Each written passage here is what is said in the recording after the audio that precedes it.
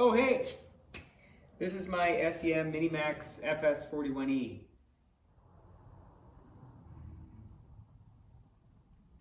When I decided to go with this model, I looked around and I couldn't find any information about it. There wasn't any kind of YouTube videos or really anything, and there was very little information in forums, so I couldn't kind of like base too much of my decision on that, because all I could go on was the previous machine and the copious amounts of reviews and information about the level down, and I think a lot of also information on the level up. The reason I went with this model was because a big part of it was it's still a 4.8 horsepower motor that's single phase, so I could run this machine in more of a normal power situation where I don't have the luxury of 3-phase, and I won't necessarily always be in this space, and if I ended up somewhere without 3-phase, I didn't want to end up having to buy a phase converter or any of that type of stuff. The benefit of this machine obviously is, even though it's got the smaller motor and single phase, it has a beefier table and fence. The fences are longer and much more rigid, and they can handle like much bigger material kind of being run through it. Fence is super sturdy.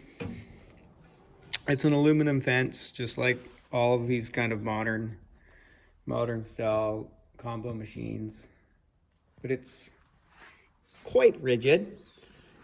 It is super easily adjusted for moving it in and out of square if you want to do a bevel. It's really easy to move in and out.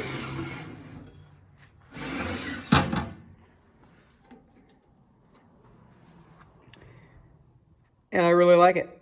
One thing you do have to be aware of is that you need about 400 millimeters or 16 inches behind the jointer for the fence post.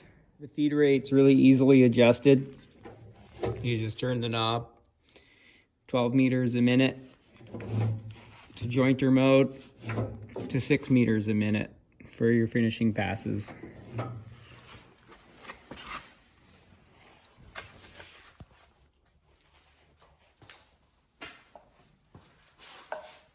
One of the real pros with this machine is how strong the tables are. The way they've designed them, they're much more reinforced, and the point of contact is much wider, making the tables way more rigid, and they can handle a lot more weight with heavier materials.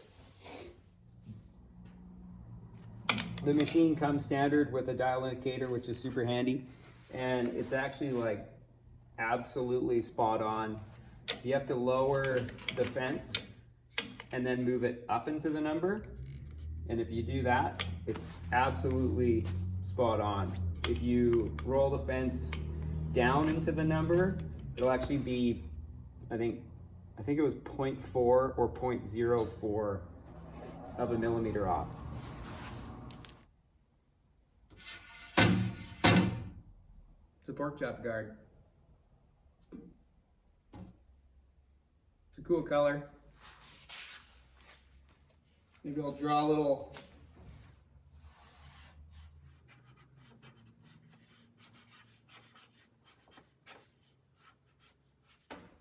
there we go. To adjust the depth of cut, you just have to unlock that handle. There's a knob right there and a depth indicator there, and you just turn the knob to adjust the height.